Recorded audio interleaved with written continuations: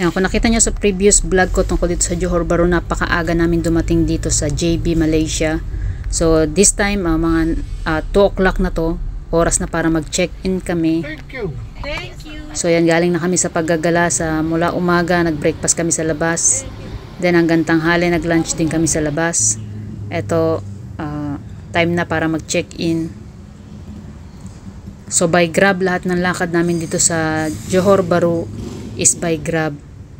So lahat yan search namin, nag-search kami bago kami mag-decide kung saang hotel.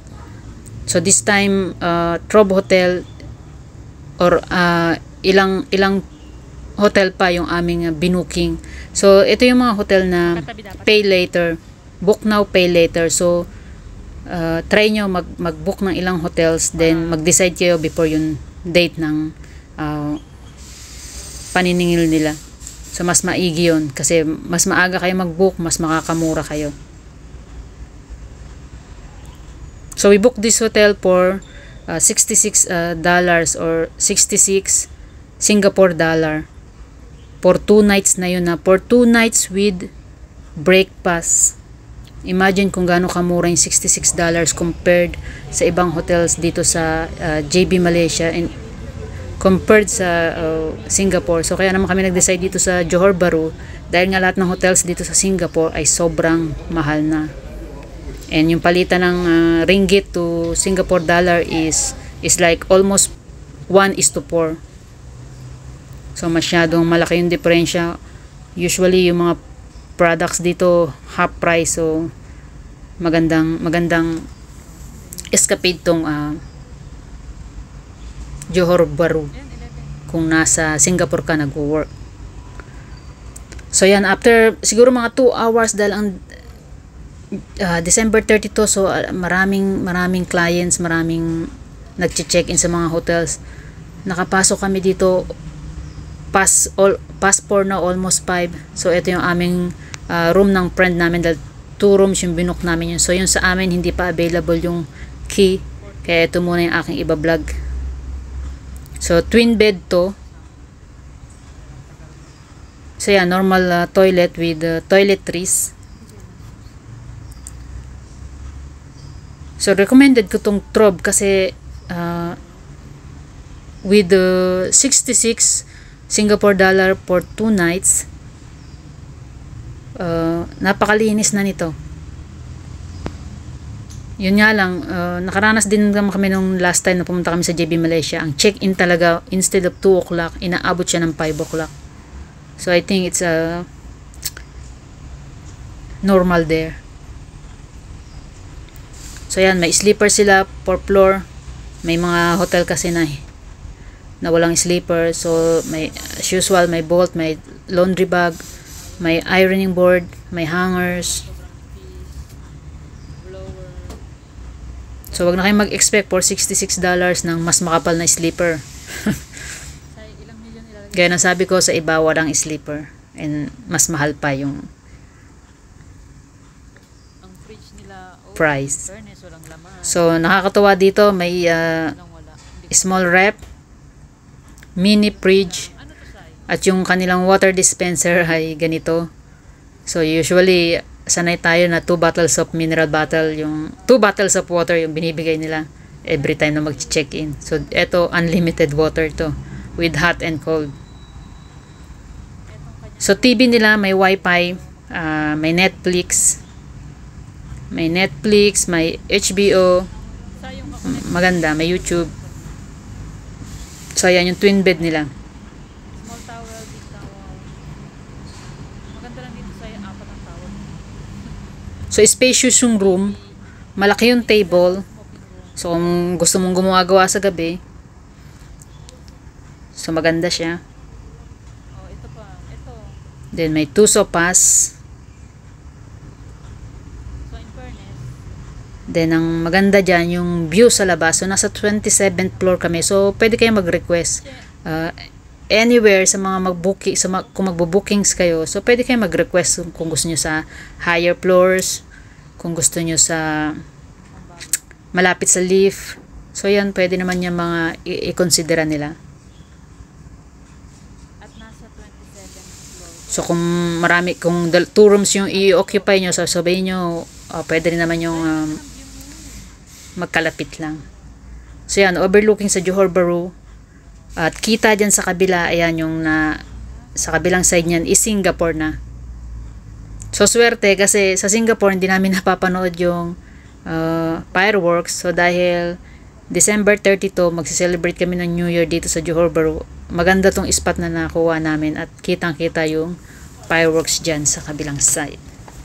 So yan, mamaya papakita ko naman sa inyo yung king size bed na sa kabilang room naman na inukupa namin. So ito is twin bed. So same price for 66 Singapore dollar for 2 nights with breakfast na yan.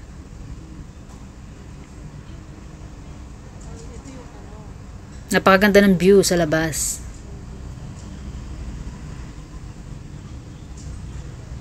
Kung makikita nyo, super spacious yung room.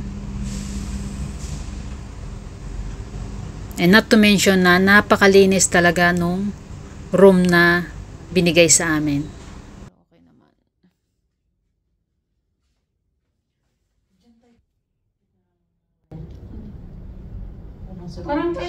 Ayan, nag-aantay naman kami ng aming room.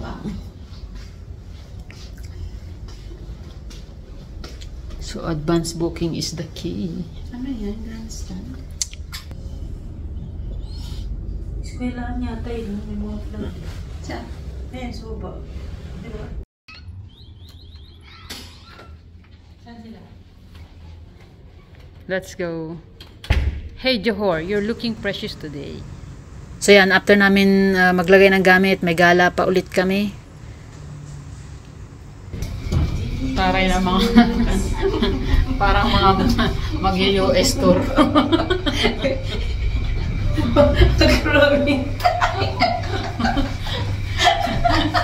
Yung mga babarat lang kami sa labas. May nagli-lipstick pa. Hindi lipstick to ah. Lip gloss. Let's go.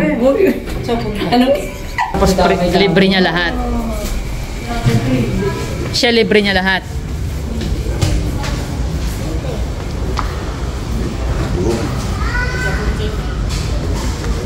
Check mo na ulit.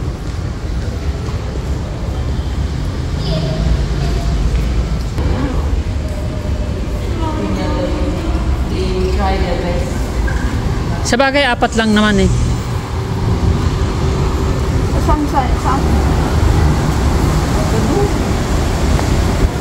Picturean ko muna kayo. 1, 2, 3.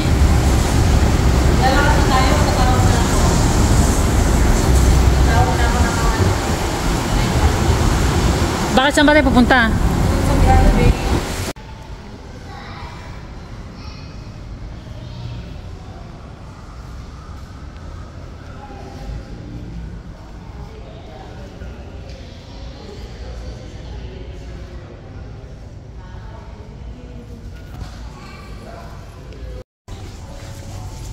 Dito pala yung sabi ng lugar. 15. Saan yan?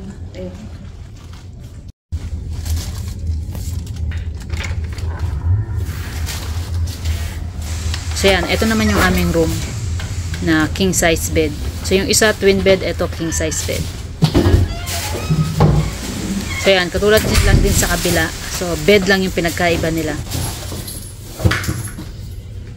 CR check. Ang kanilang space ng toilet, not bad. Cleanliness, yun. Okay sila. Kung may arabo, toilet, shower. So galing kami maghapon sa labas. So parang katulad lang din sa kabila. Meron silang plantsahan, chinelas,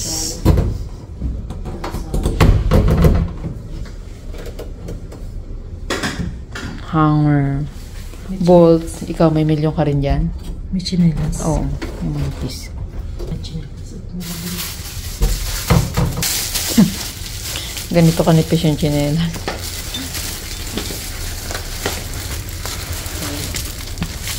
sila pag yung mga eh. Hindi ko lang, ipatong ko na lang kayong pa. Ang mahabang table, water dispenser. Ba? Nag-i-improve na ngayon yung mga hotel. May portable water dispenser na. TV.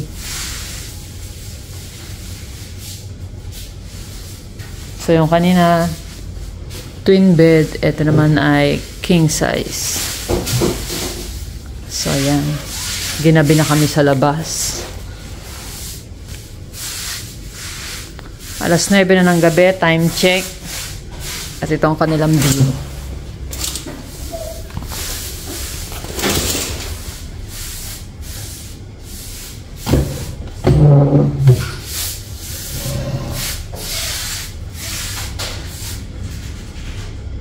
So ito naman ang view sa gabi. So yung kanina sa twin bed style, ito rin naman yung view. Except sa walang ilaw, kundi liwanag lang ng araw. Ganda.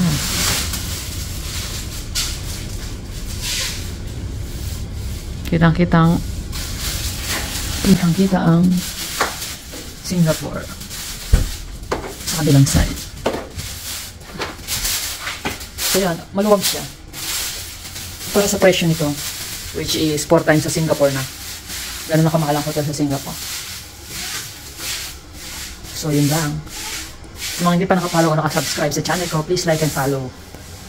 Para sa iba pang upload dito sa JB Malaysia, Johor Bahru, Malaysia. So,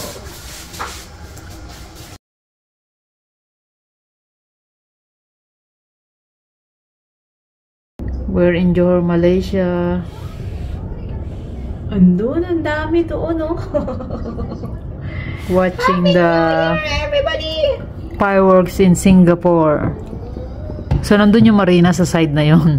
So, yung pumunta tayo sa JB, tapos nanood tayo ng fireworks sa Singapore. Ay, napakagaling. So,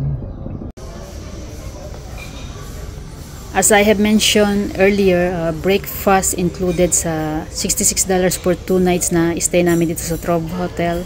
So, variety of food. Teka lang siya. Not bad.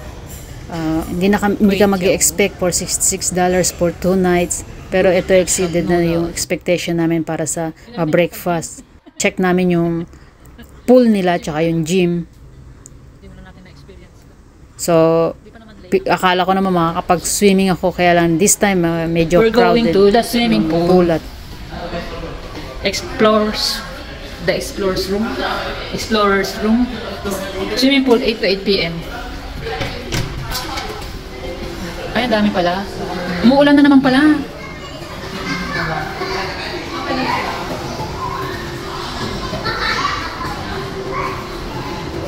Ay, maliit lang pala. Hindi mo, hindi nga kailangan ng costume, swimming costume. Kahit nakadamit na. Di ba nga nakapantalong pa? Maliit lang. So yan. Yan lang pala yung swimming pool ng hotel. Maliit lang siya. So ito yung gym.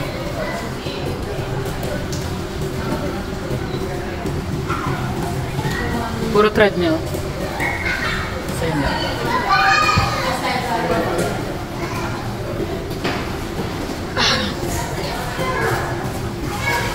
Ang liit ng nila, ang liit ng swimming pool nila.